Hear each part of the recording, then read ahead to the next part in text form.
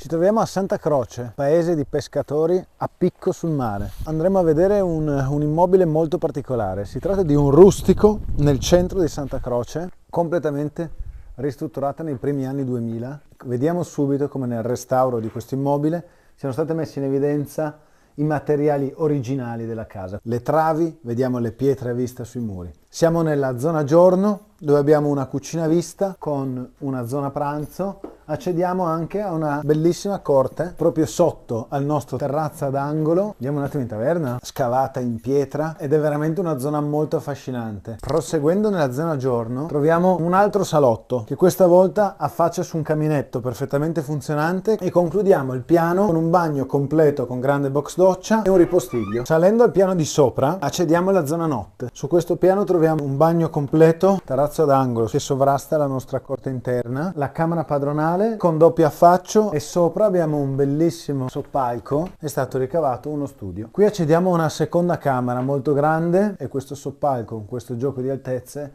rende veramente il tutto molto affascinante. Questo è un immobile veramente molto particolare. Venite a scoprirlo, contattateci, seguiteci su tutti i social, Facebook, Instagram e YouTube. YouTube. Il tour 3D degli interni al link in descrizione, e per qualsiasi cosa siamo qua.